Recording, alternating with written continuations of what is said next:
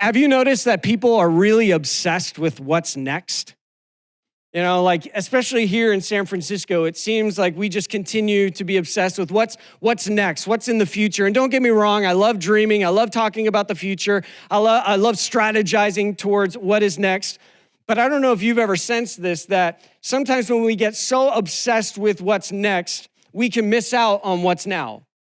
Like we can miss what God is trying to do in the here and in the now. And at a young age, we were being pulled forward towards what is next, right? Like even as a child, you probably got asked this question at some point in time that we tend to ask children for some reason, and that is, what do you want to be when you grow up? So even at the earliest of ages, we're being asked, so what's next for you? And then you graduate high school and people are like, what college are you going to? Then you graduate college and they're like, what are you gonna do for a living? And then you're in your 20s and they're like, when are you gonna get married? And then you get married and then they're like, when are you gonna have a kid? And while you're holding your newborn that's less than 24 hours, somebody goes, when are you gonna have another kid? Have you ever just wanted to be like, and when are you going to shut up, right? To people who continually obsess about what's next. And today, my desire, my hope, is that you would begin to find some security in what God is doing here and now and where you are here and now, regardless of whatever your relationship status might be. Because I don't know what is next for you. I don't know what will happen in your life, but I do know this: your life doesn't start happening after marriage. Life is happening right now. And my prayer is that you will begin to happen to life. That you won't wait for marriage to start living, but that you'll make a decision that you can live here and now, whether you're married, single, ready to mingle, or wherever you land on that spectrum, that you can be fully alive here and now with wherever God has you. Today, I want to bring a teaching that might sound like a myth, but I promise you it's possible. I want to bring a teaching that I've titled, How to Be Single and Secure. And some of you are like, I don't know if that's even possible. But I promise you that it is.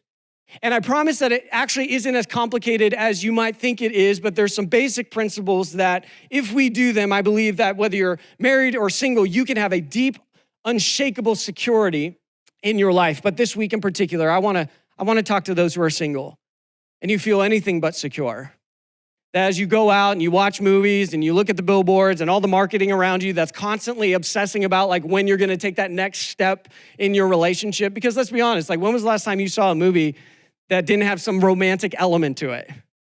That wasn't about two people coming together. I mean, when was the last time you saw a movie that were like, and she's single and that's awesome? Like that's really not the narrative that's prevalent in today's culture. So it's hard to be secure in the world we find ourselves in, especially if you're single. I hear it each and every week. But I want to tell you today and invite you into a way where you are single and secure. And I want to look at this Hebrew story in a book called Ruth. And Ruth is this really interesting story about three single women. And it really provides, I think, some principles for us in what it looks like to be single and to be secure. You have three main characters. You have an older woman named Naomi, and then you have two daughter-in-laws of Naomi. One's name is Orpah, not to be confused with Oprah, very different, Orpah. And you had Orpah, and then you had her other daughter-in-law, which was Ruth. And all three of these women experienced something that none of us would ever wish upon anybody else, and that is all of their husbands had died. So this is a story about three single widowed women and their journey forward. And really, Ruth, we see, rises to the top and finds a way to be single and secure. And spoiler alert, she ends up exactly where she was meant to be the entire time. And so we're going to look at the story in Ruth chapter 1, starting in verse 10. We have Naomi who's going back to Bethlehem, and she tells Ruth and Orpah, she says, you both need to stay back here because you're not going to find a man to marry where I'm going. You need to stay here, get married, have kids, raise a family. You need to do that. Let me go, and let me go back to my homeland in Bethlehem. And this is what Orpah and Ruth say in response. In verse 10 says, no, they said, we want to go with you to your people. But Naomi replied, why should you go on with me? Can I still give birth to other sons who could grow up to be your husbands? No, my daughter, return to your parents' home, for I'm too old to marry again. And even if it were possible, and I were to get married tonight and bear sons, then what? Would you wait for them to grow up and refuse to marry someone else? No, of course not, my daughters. Things are far more bitter for me than for you because the Lord himself has raised his fist against me. And again they wept together, and Orpah kissed her mother-in-law goodbye. Now, I want to pause here because I think it's kind of funny. Have you ever heard of a courtesy reach before?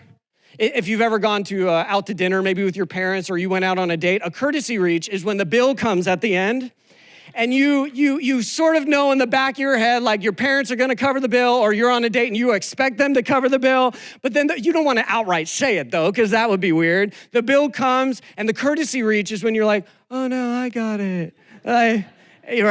And they're like, no, I'm gonna pay. You're like, no. And if you really go the extra mile, you even like reach into your pocket, pretend to grab your wallet. You're like, no, I can't accept it. And they're like, no. And you're like, okay. And then you accept it. That's sort of what Orpah just did to Naomi. Naomi's like, don't go with me. Stay back so you can get married. You can find your man. You can raise a family. Don't come back with me. I don't want you to come with me. And Naomi is like, no. Orpah's like, no, we'll stay with you. We'll stick with you. And Naomi's like, no, stay. And then Orpah, what does she do? She's like, okay, bye, right? She doesn't even go. Only Orpah stays. Total courtesy reach. And then it says this, but Ruth, everyone say, but Ruth. But Ruth clung tightly to Naomi. Look, Naomi said to her, your sister-in-law has gone back to her people and to her gods. You should do the same. But Ruth replied, don't ask me to leave you and turn back. Wherever you go, I will go. Wherever you live, I will live. Your people will be my people, and your God will be my God. Wherever you die, I will die, and there I will be buried. May the Lord punish me severely if I allow anything but death to separate us. And when Naomi saw that Ruth was determined to go with her, she said nothing more. This is a really beautiful story, because you had one single woman who stayed behind and she did what everyone else would say that she needs to do. And then you had Ruth who said, no, I'm going with you. Where you go, I go. Where you live, I live. Your people are my people. Your God is my God. I'm with you to the very end. And I think there's 4 points we can sort of extrapolate from this story in Ruth chapter 1. And the first one on how to be single and secure, we see it right here in what we just read. Being single and secure will mean at times and require you to not go with the crowd. And being single and secure will often require you to not go with the crowd. Now, I need you to understand the world that Ruth lived in, and I know it's going to sound really like a fairy tale, like I'm just making this up, but bear with me. Ruth lived in a world where there was this sort of cultural assumption and expectation that if you were a woman, your purpose, your identity, your everything was sort of attached to you getting married one day. I know it's hard to believe, and you can't imagine a world where those sort of cultural undertones exist, but that was the world of Ruth. The expectation was, if you are a woman, you get married, you have babies, and then you pass on a generational legacy. And that was sort of it. And every woman was living in rhythm with that cultural assumption and expectation. And some of you laugh because you and I both know the sarcasm behind what I was saying. This is still the case in the world that we live in today. That there are cultural assumptions and expectations, especially placed on women. If you don't know, just go see the Barbie movie. They explain it better than I will. But there is an expectation and assumption placed on women that today women are still trying to navigate. And what Ruth shows us here is true not only for women, but also for men who are single and want to be secure. And that is, if you want to be single and secure, at some point you're going to have to say, I don't have to do what the crowd is doing. I don't have to go where Orpah's going. This might be the game, but I don't need to play it.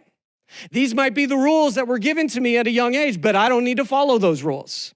I don't need to fall in line with what culture says makes me valuable. I don't need to believe that my life begins after I get married. No, because you can, and if you're going to be single and secure, there will often be points in time where you will have to. You will have to defy cultural expectations and assumptions that are placed on you and to not go with the crowd. While Orpah did what every other woman in that world would have done, Ruth decided, no, my life is not attached to me finding a man or even getting married. My life and my identity is found in who God has called me to be and what God has called me to do. And she was faithful to that. And we see this in Ruth chapter 1, verse 19 says this. So the two of them continued on their journey. And when they came to Bethlehem, the entire town was excited by their arrival. Is it really Naomi? The women asked. Now, as I was reading this in verse 19, what stood out to me, what you might want to underline in your Bible if you've got it with you, is that line, they continued on their journey. They continued on their journey. So what's the first point? The first point is if you want to be single and secure, you're going to often have to go against the crowd. But the second is if you want to be single and secure, it will mean trusting the process you are in and continuing to walk the path you are on. Trusting the process you are in and walking the path you are on. If you want to be single and secure, I got to trust the process I'm in, and I got to continue to walk the path I'm on. Ruth reminds all of us about something that is true for all of us, but easy to forget, and that is that you can really only see what's right in front of you, right?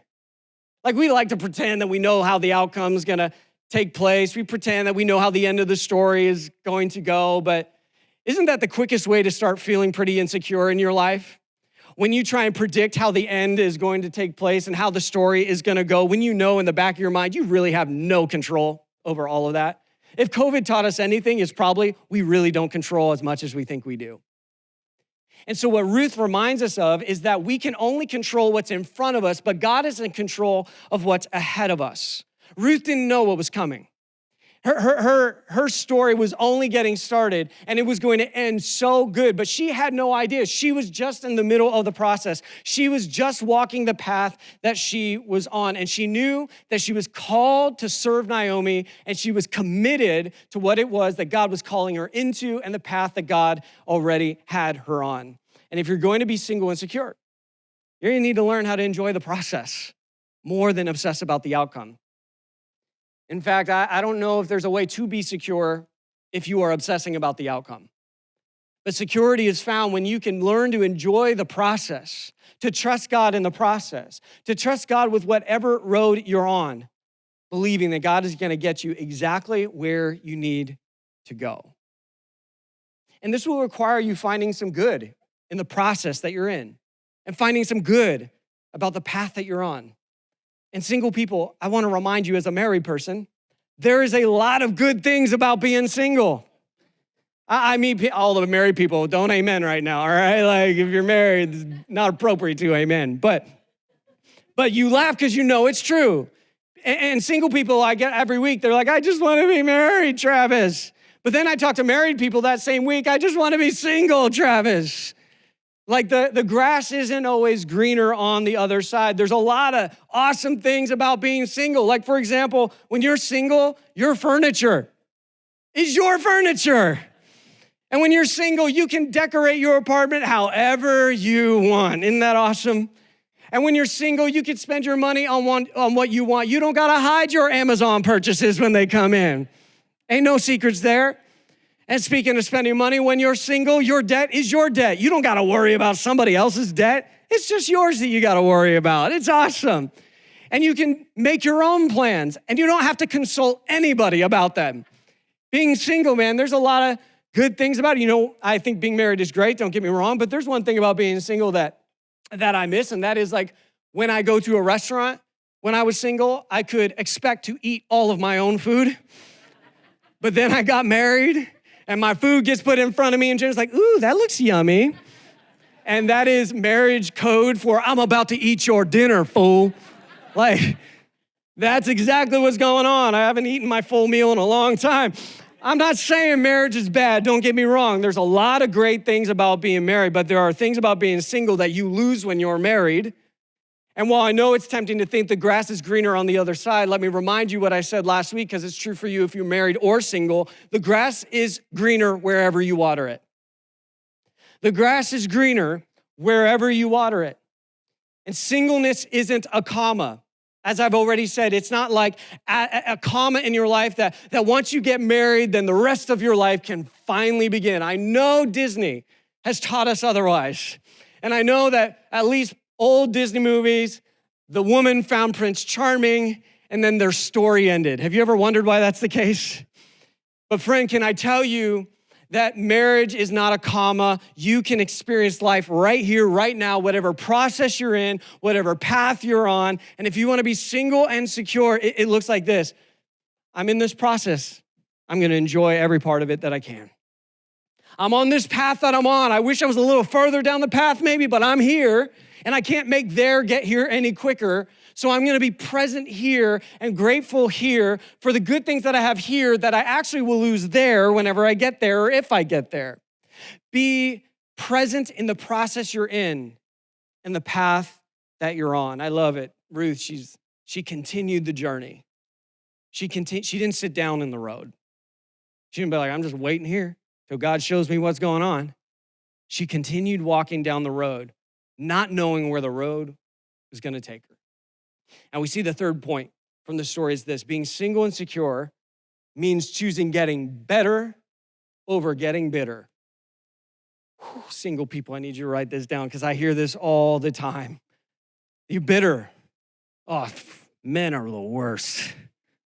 All the men at that place, bunch of pigs. Women, they're so complex, they're so difficult. Dating in San Francisco is just the worst. It's the Hunger Games out there. I'm putting my life on the line, just trying to find a mate. Like I hear it again, and I'm not saying it's not true. I'm not trying to downplay it. I'm not trying to make it sound easier than it is, but I am telling you that you have a choice each and every day, and that is, will I get bitter or will I get better? And you cannot always choose your situation, but you always have the autonomy and choice of how you will respond to your situation. You can't always choose when a relationship falls apart, but you do get to choose how you respond to it when it does. You don't always get to choose the complexity of dating in San Francisco. None of y'all can choose that. It is what it is, but you do have a choice. Will I get bitter or will I get better? Will I get bitter or will I get better? That choice is always up to you. And we see what happens to Naomi in verse 20. It says this: she goes back to Bethlehem. Everyone's like, Naomi's back. And here's what our life of the party says. Don't call me Naomi, she responded. Instead, call me Mara, for the Almighty has made life very bitter for me. I went away full, but the Lord has brought me home empty. Why call me Naomi when the Lord has caused me to suffer and the Almighty has sent such tragedy upon me? Who's inviting Naomi to your party? Huh? She's fun. You see, what's often forgotten, though, about the story of Naomi and Ruth is this is actually a story about two single people, not just Ruth. It's really a story about two single people, and yet for both of them, they landed in completely different places. We have Naomi, who's single, who landed in this place where now her bitterness became her identity. Don't even call me Naomi anymore. I'm Mara. Like in some of you, you're like, I would never do that. But you actually do, because you walk around going like, I'm never going to find a healthy relationship. I'm never going to find a good person. I'm never going to be in a functional relationship with somebody else. I'm never going to find anyone here in San Francisco. You know what that sounds like? Mara. Some of you know somebody who's being a Mara. You need to just next time be like, quit being a Mara, girl. Right? Because you have the choice. Will you be bitter or will you be better? And Ruth decided, I'm not going to get bitter. Life didn't go her way either. And yet she chose to respond completely differently than Naomi did. And what I find interesting about Naomi is that she ends up blaming God for her situation, which is weird because when you actually look at the story of Naomi, she left Bethlehem, this place that was believed to be anointed by God, kind of within God's boundaries for her as an Israelite woman. She left that and went to a pagan city and decided to leave all her community behind and pursue her own thing, and experience this own relationship that in the end didn't work out. And then she blames God for her difficult situation. And it reminds me that we need to be careful to not blame God for things that he had no involvement in. I mean, I've met people that are like, I don't believe in God. I'm like, why? Because people are just so evil with one another. Why don't you just not believe in people?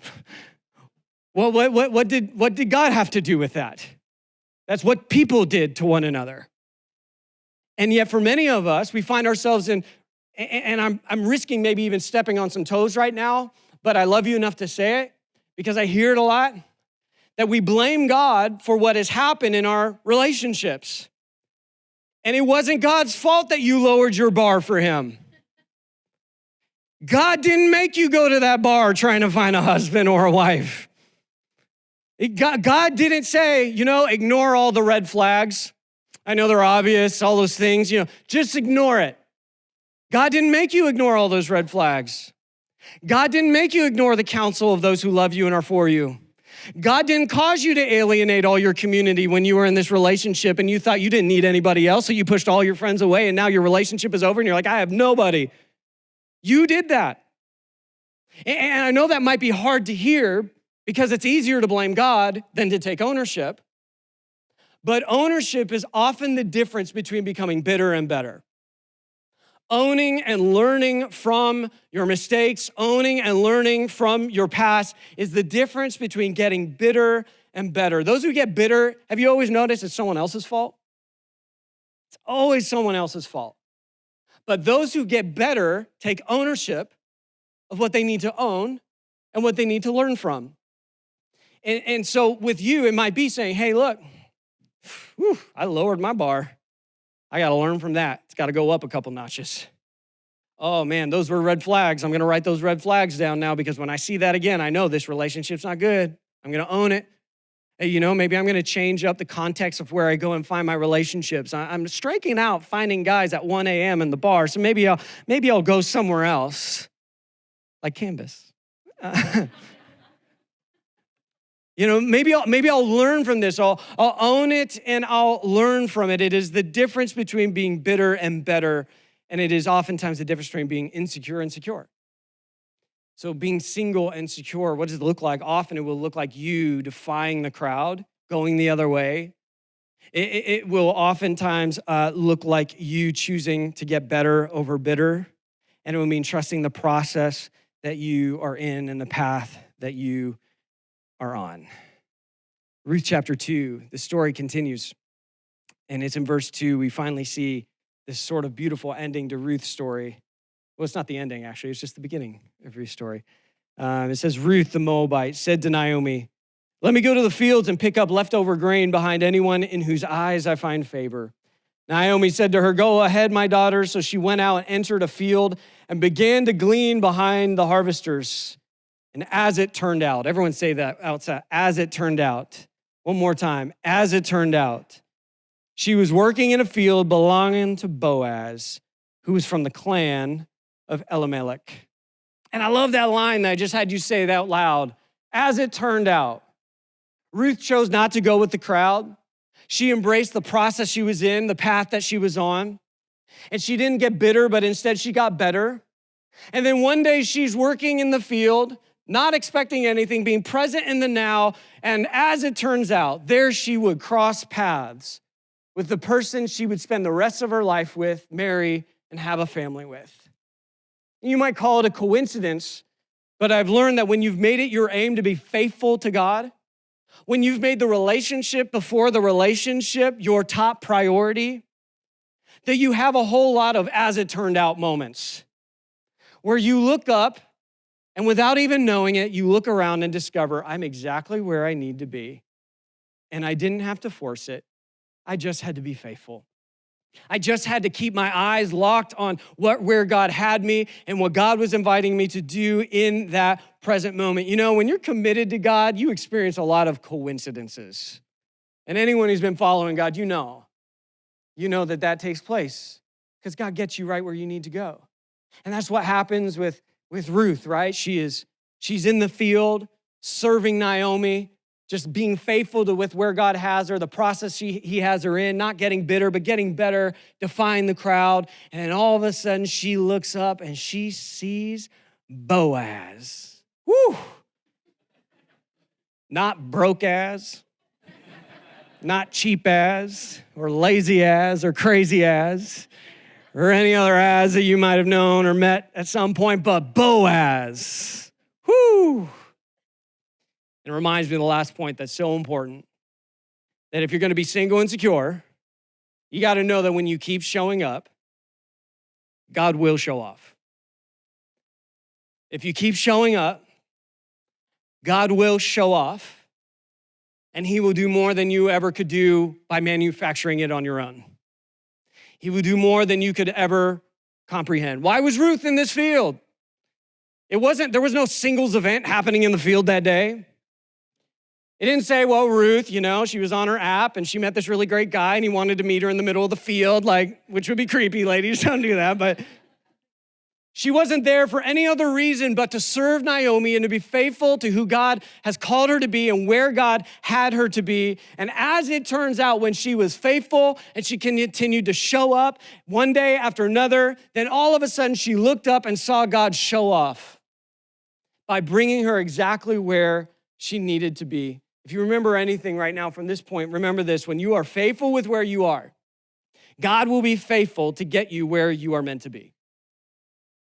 Some of you just need to hear that. You need to write that down. You need to put it on your refrigerator, your mirror, and your phone. You look at it every day. When you're faithful with where you are, God will always, always, always be faithful to get you where you are meant to be. It's interesting what happens when you don't try and force things anymore. It's interesting what happens when you no longer try to be the God of your life. It's interesting what happens when you stop pretending you can control the thing you know you can't control, and that is the outcome and the timing and the path. And instead just say, I'm here, I'm gonna be faithful, and I'm gonna trust that if I keep showing up, that my God is going to show off. I always get a little cautious to share my story, how I met Jenna, because I just feel judgment at times when I do it. Like some people are like, that's cute that you fell in love at 19 years old and been married 17 years and everything, but some of you might think that's unique or an exception, but I actually think it's less unique than you think, and I'm learning to just be comfortable with my story. It's not yours. I'm not saying it needs to be your story, but it is my story, and I've learned a lot from it. See, when I was 16 years old, I got out of a really toxic relationship, and I was a new follower of Jesus, and I felt like God was calling me to be a pastor, and so I got out of this relationship and I swore, I was like, I'm done with dating. I'm done until God says I can engage again. But until then, I'm gonna focus solely on my relationship with Jesus. I'm gonna focus solely on this call that I feel God has on my life to be a pastor. And so I dove in and just put everything else on pause and trusted God with the outcome and just was faithful with where I was at. And so I became an intern at the church I was at. Anytime they opened the doors, I was there. I was learning everything that I could, serving anywhere that I could, and just not even trying to force the relationship thing. And I remember doing this for well over a year. And then all of a sudden, I was assigned to serve on the greeting team, which was our thing for our youth group. Next Step here at Canvas. So if you want to find a husband, maybe join Next Step. So, But I remember setting up the table for our greeting booth, and I was just doing my thing that my pastor told me to do, just being faithful with where God had me and what I had in front of me. And all of a sudden, I looked up. And I saw this woman walking towards me. Ooh, she had the most beautiful smile. She smiled, and I just melted. I still do. And not only that, but she radiated joy everywhere she went.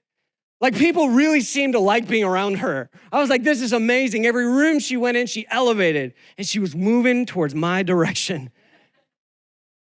And little did I know in that moment, my life would be forever changed. I looked up and as it turned out, there in front of me would be the person that I would spend the rest of my life with. I didn't go looking for her, but God brought her to me. I was faithful with where I was, and God was faithful to get me where I need to go. And I get it. Some of you are like, Travis, you make it sound so easy. Have you really tried what I'm talking about, though? Like truly, more than a day, more than a week, more than a New Year's resolution's worth. Have you really tried what I'm talking about of saying, you know what? I am just going to stop trying to force things, and instead, I'm just going to be here, now, faithful, present, and trust God with the rest. Because that's where my story is not all that unique. I decided to give God, invite God to be the center of my attention, the focus of my everything. And God got me exactly where I need to be. That story is not unique because I know many of your stories are similar. And I've heard countless stories over the 16 years I've been a pastor of people who just stopped trying to be God and let God be God, and they found out God's really good at it. And he gets you right where you need to be. And when you decide, I will just show up, then God He shows off. And I guess that's what I'm inviting you to do today. I'm not going to tell you, delete the app. That's not what I'm saying. I'm not even saying don't date. I'm not saying any of that. You do what you will with this. But I am saying this. Is there any part of your life as a single person that you feel like you're going with the flow the culture has said you need to go?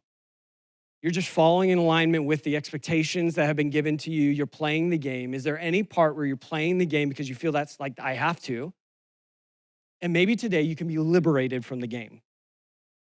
Maybe today you could be liberated from all the stress maybe culture or even yourself has been putting on yourself to engage in trying to find a mate, and you can just say, you know what, I'm not gonna play the game. I'm stepping out of the crowd. I'm defying the rules. Maybe for others, of you in this place, the truth is you have been getting bitter and not getting better. You have been missing the lessons that God has been trying to show you, and even the blessings God has been trying to give you in this chapter of singleness in your life. And maybe today you say, you know what, I'm going to own and learn from my past, but I refuse to get bitter. Instead, I'm going to get better. Maybe for others of you, it's trying to speed up the timeline, speed up the process. And maybe today you just need to say, God, I trust you with the process. And I trust you with the path that I'm on. And it's you opening up your hands again and just saying, God, I give you control because you're really good at being God and I'm not. And maybe today the decision that will lead to security and singleness is you just saying, I'm going to keep showing up today. And when tomorrow comes, I'll show up and I'm going to be faithful then too. And you know what? I bet I'll put everything on it. You do these things. Let's talk in a year. Let's see what God does. Because I bet that you'll have a moment where you're like, and as it turned out, I looked up and I was exactly where I needed to be. And that's my prayer for you. Let's pray. God, we love you so much. And God, in this culture and world we live in where being single, God, can just feel like a battlefield as I hear it from so many. God, I pray that maybe for the first time we would experience peace as we just trust you, as we step out of the crowd,